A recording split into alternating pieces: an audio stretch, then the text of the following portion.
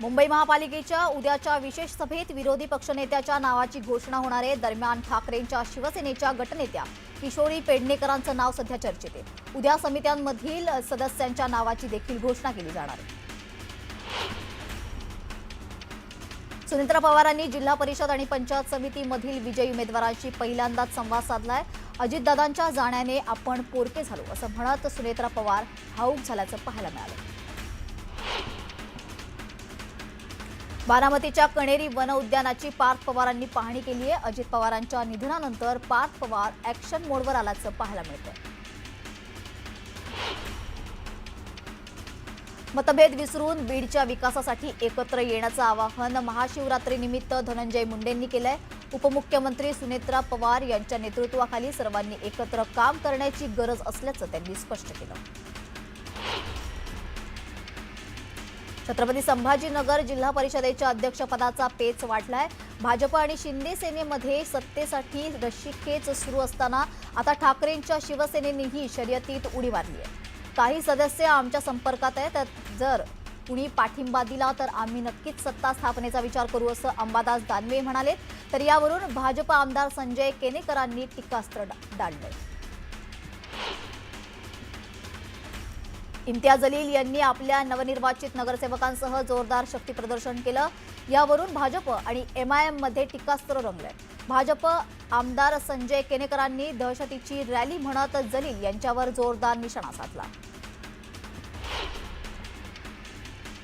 मुख्यमंत्री देवेंद्र फडणवीस राज्याचे वित्त मंत्री असणे हा एक सुवर्ण योग असल्याचं वक्तव्य मंत्री पंकजा मुंडे यांनी केलंय। तर ग्रामीण युवकांसाठी नव्या योजना राबवणार असून युवकांना उद्योजक बनवण्याचा आमचा संकल्प आहे असं पंकजा मुंडे यांनी म्हटलंय।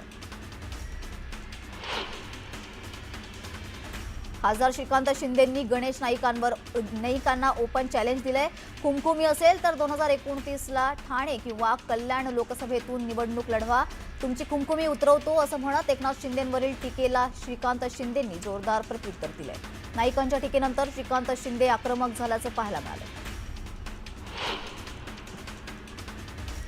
टिपू सुलतान बाबतच्या वक्तव्यावरून हर्षवर्धन सपकाळांनी सावरासावर केली आहे। वक्तव्याचा विपर्यास केल्याचा दावा सपकाळांनी केला। तर धचा मा करण्याची भाजपवाल्यांची जुनी सवय असल्याचं म्हणत हर्षवर्धन सपकाळांनी भाजपवर निशाणा साधला। हर्षवर्धन सपकाळांच्या विधानावरून पुण्यात काँग्रेस आणि भाजप कार्यकर्ते आमने सामने आले। तर आंदोलन दरम्यान दगडफेक करण्यात आली। या दगडफेकीत महिला पोलिससह दोघे जखमी झाले। त्यामुळे परिसरात तणावाचं वातावरण निर्माण झालं। देवेंद्र फडणवीसांना राज्यात दंगली घडवायच्या आहेत, त्याचा प्रत्यय पुण्यात आला। पुणे पोलिसांनी धीरज घाटे, महापौर मंजुषा नागपुरे यांच्यासह भाजपच्या दंगलखोरांना अटक करावी अशी मागणी करत हर्षवर्धन सपकाळांनी पुन्हा भाजपवर टीका केली आहे। भाजप कार्यकर्त्यांनी काँग्रेस कार्यकर्त्यांवर दगडफेक केल्याचा आरोप करत या घटनेचा नाना पटोलेंनी निषेध व्यक्त केलाय। भाजपकडून राजकारण केलं जात असल्याचा आरोपही त्यांनी यावेळी केला। अलिबागमधील मोक्याच्या जमिनी गुजरात लॉबीच्या ताब्यात देण्याचं काम कोण करतंय असा सवाल संजय राऊतांनी नार्वेकरांना केलाय। तर दीक्षा शहांनी किती एकर जमीन घेतली, दलाली कोण करतंय, तोंड उघडायला लावू नका असा इशाराही राऊतांनी दिलाय। अजित पवारांच्या विमान अपघाताबाबत रोहित पवारांनी केंद्रीय गृहमंत्री अमित शहांना पत्र लिहिलंय। विमान अपघाताची सखोल चौकशी करा, माझ्यासह लोकांच्या प्रश्नांची उत्तरं मिळावी अशी मागणी रोहित पवारांनी या पत्राद्वारे केली आहे। धाराशिव जिल्हा परिषद अध्यक्षपदाचा वाद देवेंद्र फडणवीस आणि एकनाथ शिंदेंच्या कोर्टात गेलाय। शिवसेनेकडून भाजपला 2.5 वर्षाचा प्रस्ताव देण्यात आला असून अंतिम निर्णय मुख्यमंत्री आणि उपमुख्यमंत्री घेणार असल्याची माहिती प्रताप सरनाईकांनी दिली आहे।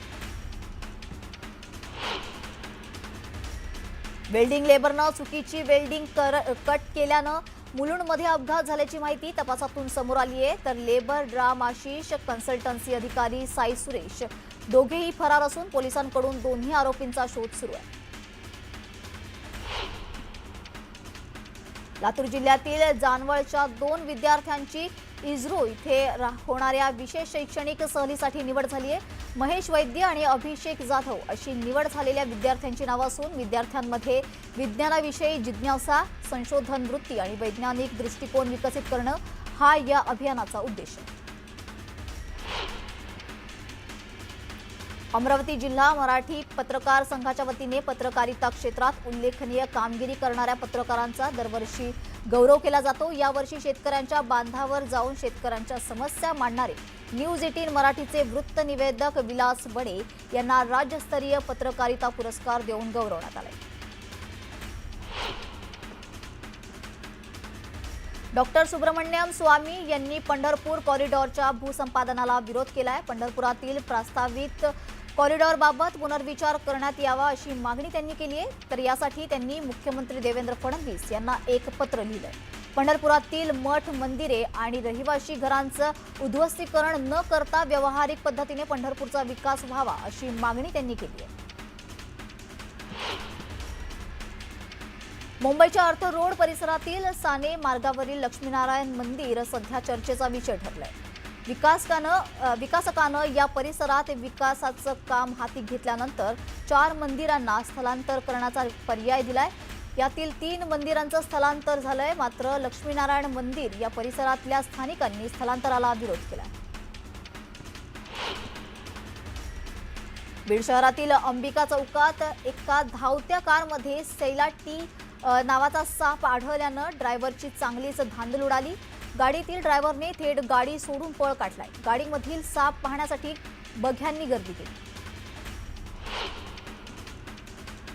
शिरूर तालुक्यातील पिंपरखेड परिसरात वनविभागाच्या पिंजऱ्यात 6 वर्षांची मादी बिबट जेरबंद झाली आहे. गेल्या 3 महिन्यात याच परिसरात तब्बल 37 बिबट्यांना जेरबंद करण्यात वनविभागाला यश आले. एवढ्या मोठ्या संख्येनं बिबटे पकडूनही परिसरात अद्याप बिबट्यांचा वावर कायम असल्यानं नागरिकांमध्ये भीतीचं वातावरण आहे. जळगावमध्ये भाजपने हर्षवर्धन सपकाळ यांची प्रतिकात्मक अंत्ययात्रा काढत काँग्रेस भवनासमोर हर्षवर्धन सपकाळांच्या पुतळ्याचं दहन केलंय. सपकाळांच्या वक्तव्याविरोधात भाजप आक्रमक झाल्याचं पाहायला मिळतंय. जालन्यात काँग्रेस खासदार कल्याण काळे यांच्या कार्यालयासमोर भाजपने आंदोलन केलंय. काँग्रेस प्रदेशाध्यक्ष हर्षवर्धन सपकाळांच्या वक्तव्याचा निषेध करत भाजपनं आंदोलन केलंय. तर यावेळी भाजप आणि काँग्रेसचे कार्यकर्ते आमने-सामने आले. बेलापूर परळी रेल्वे मार्गाला मंजुरी मिळावी या मागणीसाठी नेवासा तालुक्यातील कुकाणा इथे रेल्वे कृती समितीच्या वतीने 9 फेब्रुवारीपासून आमरण उपोषण सुरू आहे. उपोषणाचा आजचा 7वा दिवस आहे. मात्र अद्याप प्रशासनाने दखल घेतली नाही. त्यामुळे ग्रामस्थांनी संताप व्यक्त केला. सिंदखेड राजा इथे भाजप प्रवक्ते विनोद वाघ यांनी हर्षवर्धन सपकाळांना इशारा दिलाय. सपकाळांविरोधात आक्रमक पवित्रा घेतल्यानं राजकीय वातावरण तापलंय. काँग्रेस प्रदेशाध्यक्ष हर्षवर्धन सपकाळ यांच्या वक्तव्याचे पडसाद मालेगावात उमटले. मालेगावात भाजपकडून निषेध आंदोलन करण्यात आले. तर सपकाळांच्या प्रतिमेला जोडे मारत जोरदार घोषणाबाजी करण्यात आली. जळगावच्या भुसावळ शहरात माहेश्वरी समाजाच्या वतीने उभारण्यात आलेल्या महेश स्तंभाचे उद्घाटन पार पडलं. वस्त्रोद्योग मंत्री संजय सावकारे यांच्या हस्ते उद्घाटन झालं. यावेळी भुसावळ नगरपालिकेच्या लोकनियुक्त नगराध्यक्षा गायत्री भंगाळे उपस्थित होत्या. रत्नागिरी जिल्ह्यातील दापोलीत संत सेवालाल महाराज जयंती मोठ्या उत्साहात साजरी करण्यात आली.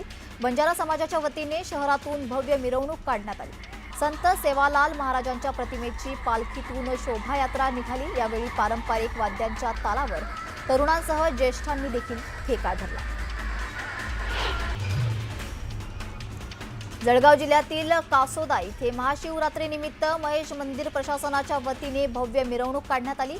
यावेळी शंकर, पार्वती, ब्रह्मा, विष्णू, महेश यांच्या आकर्षक देखाव्यांनी सजलेली ही मिरवणूक भक्तांसाठी पर्वणी ठरली.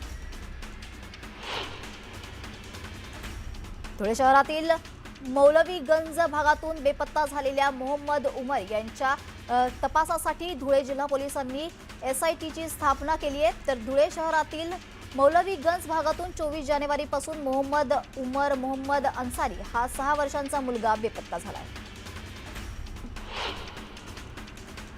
कर्जत तालुक्यातील पळसदरी डॅममध्ये अज्ञात तरुणीचा मृतदेह आढळलाय। या घटनेनंतर कर्जत पोलिसांनी घटनास्थळी धाव घेतली। पोलिसांकडून याबाबत अधिक तपास सुरू आहे। जळगावात 17हून अधिक दुचाकी जाळण्यात आल्यात। रामेश्वर कॉलनीतील साई गजानन रेसिडेन्सीच्या पार्किंगमधील 17 दुचाकी जळून खाक झाल्या। दरम्यान ही घटना सीसीटीव्हीत कैद झाली। 2 अज्ञातांविरोधात याबद्दल गुन्हा दाखल करण्यात आला। महाडमधील नडगावमध्ये भंगारच्या दुकानाला भीषण आग लागली आहे, तर या आगीत दुकान जळून खाक झाले। भर उन्हात गावाशेजारी आग लागल्याने नडगाव गावात भीतीचं वातावरण निर्माण झालंय। केमिकल्सच्या बॅग आणि ड्रम साठा असलेल्या गोडाऊनला आग लागल्याने आगीनं रौद्र रूप धारण केलं। जळगावात भरधाव वाहनाने दुचाकीला जोरदार धडक दिली। या अपघातात दुचाकी स्वाराचा जागीच मृत्यू झाला असून वाहन चालकाला पोलिसांनी ताब्यात घेतलं।